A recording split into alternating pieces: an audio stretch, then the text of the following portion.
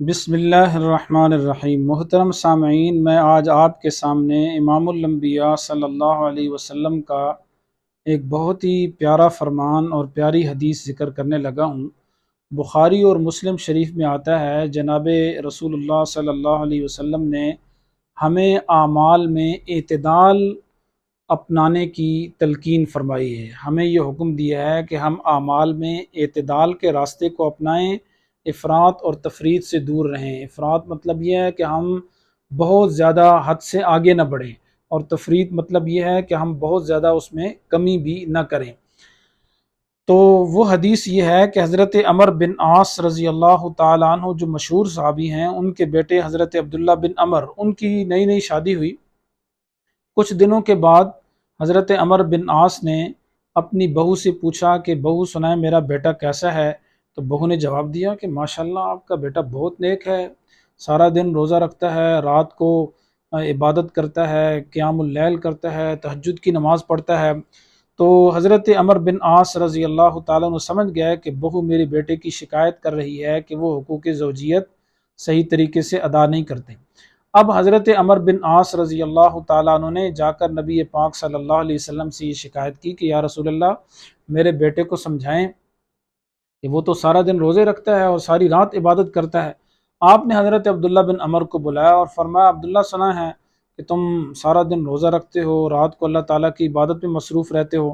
کہا یا رسول اللہ بالکل ایسے ہی ہے۔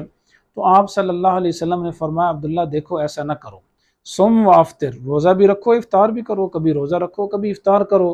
فرمایا قم و نم، رات کو قیام بھی کرو، اللہ تعالیٰ کی عبادت بھی کرو، تہجد بھی پڑھو اور آرام بھی کرو۔ پھر آپ نے ان کو ارشاد فرمایا دیکھو، ان لی جسدک علیک حقاً، تمہارے جسم کا اور تمہاری باڈی کا بھی تمہارے اوپر حق ہے، اس لیے اپنے آپ کو عبادت میں اتنا زیادہ مت تھکاؤ کہ تمہارے جو قواں اور اعضاء ہیں یہ کمزور ہو جائیں، اپنے آپ کو اتنی زیادہ مشقت میں نہ ڈالو۔ پھر آپ نے فرمایا ان لعینک علیک حقاً، تمہاری آنکھوں کا بھی تمہارے اوپر حق ہے، اس لیے اپنی آنکھوں کو آرام کا وقت بھی دو، آرام بھی کیا کرو رات کو۔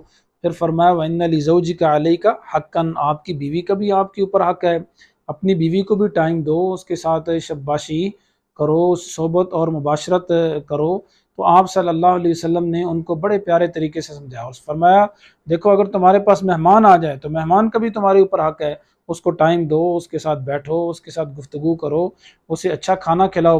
پھر آپ نے ارشاد فرمایا دیکھو عبداللہ، جو آدمی سارا سال روزے رکھتا ہے گویا اس نے روزے رکھی نہیں، اس لیے کہ جب سارا سال روزے رکھے گا، یہ شریعت کا حکم تو نہیں ہے، تو شریعت کے حکم کو فالو نہ کرنے کی وجہ سے اپنے آپ کو اتنی زیادہ ایفرٹ اور مشقت میں ڈالنے کی وجہ سے وہ اسے اچھے طریقے اس طرح ثواب نہیں ملے گا۔ پھر آپ نے ارشاد فرمایا کہ دیکھو عبداللہ، اگر تم نے روزے رکھنے ہوں تو مہینے میں 3 دن روزے رکھ لو، یہ کافی ہے، مہینے میں ایک قرآن ختم کر لو، یہ کافی ہے۔ حضرت عبداللہ بن عمر رضی اللہ تعالیٰ عنہ کہنے لگے یا رسول اللہ، مجھے تو اس سے زیادہ طاقت ہے، میں اس سے زیادہ قرآن کی تلاوت کر سکتا ہوں، اس سے زیادہ روزے رکھ سکتا ہوں۔ تو آپ نے ارشاد فرمایا عبداللہ پھر ایسے ہے کہ صوم داودی کو اپناؤ۔ صوم داودی یہ ہے کہ ایک دن روزہ رکھو ایک دن افطار کرو، ایک دن روزہ رکھو ایک دن افطار کرو۔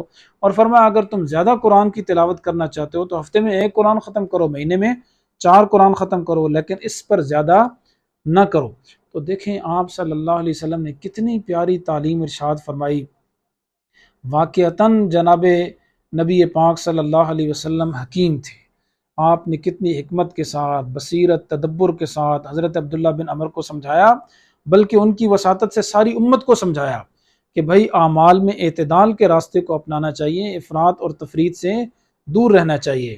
نہ تو اپنے آپ کو آدمی اتنا تھکائے کہ آدمی کا بدن کمزور پڑ جائے، اعضاء کمزور پڑ جائیں، اور نہ ہی بالکل بیوی بچوں کے حقوق ادا کرتے ہوئے کاروبار اور دھندے میں اتنا زیادہ بیزی اور مصروف ہو جائے کہ وقت ہی نہ دے سکے عبادت کو، اور اللہ تعالیٰ کے جو احکام ہیں ان کو بجا نہ لا سکے۔ تو میرے دوستو، یہ میرے اور آپ کے لیے بہترین تعلیم ہے حضور صلی اللہ علیہ وسلم کی، اور سب لوگوں کے لیے، کہ ہم جب عبادت کریں تو اس میں اعتدال کے راستے کو اپنائیں۔ آج کل ہمارے معاشرے میں ایسے ہوتا ہے کہ کچھ خانقاہوں میں اور کچھ ایسے جو ہمارے مشائخ اور بزرگ بیٹھے ہوئے ہیں، کچھ تو واقعتاً ایسے ہیں جو بالکل متبع سنت ہیں، اور احادیث کی روشنی میں ان کو میں یوں کہوں گا کہ وہ مزاج شناس نبوت ہیں، ان کو پتہ ہے کہ کیسے لوگوں کی اصلاح کرنی ہے۔ لیکن کچھ ایسے دھڑا دھڑ وظیفے اور اوراد دیے جا رہے ہیں کہ اللامان الحفیظ. ہمارے بہت سارے طلباء جب کسی شیخ اور کسی پیر کے ساتھ اپنا اصلاحی تعلق قائم کرتے ہیں اور خانقاہوں میں بیعت ہوتے ہیں تو واپس آ کر بتاتے ہیں کہ جی ہمیں ہمارے حضرت صاحب نے یہ وظیفہ دیا کہ تم 5000 دفعہ اس میں ذات کا ذکر کرو، دن کو یہ پڑھو، رات کو یہ پڑھو. اب وہ اتنے اوراد اور اوظاف میں لگ جاتے ہیں، وظائف میں لگ جاتے ہیں کہ ان کے اپنی جو تعلیمی دورانی ہے اس میں بھی اوراد اور وظائف کر رہے ہیں، رات کو بھی اٹھ کر یہ وظیفے پورے کر رہے ہیں، تو پھر ان کی تعلیم میں حرج، ان کے دیگر کاموں میں حرج. تو بھائی یہ کوئی اسلامی تعلیمات نہیں ہیں کہ اتنے لمبے چوڑے چوڑے وظیفے دے دیں. کہیں ہمیں اس طرح نہیں ملتا کہ آپ صلی اللہ علیہ وسلم نے صحابہ کرام کی تربیت فرمائی، لمبے لمبے وظائف اور اوراد دے دی ہوں. تو بھائی آپ صلی اللہ علیہ وسلم کی یہ حدیث جو بخاری اور مسلم میں آتی ہے کتنی پیاری تعلیم ہے میرے آپ کے لیے، پوری امت کے لیے، کہ ہم اعتدال کے راستے کو اپنائیں. ہر معاملے میں اعتدال کا راستہ ہی بہترین راستہ ہے. اللہ تعالیٰ سے دعا ہے کہ اللہ تعالیٰ ہمیں صحیح سمجھ نصیب فرمائے.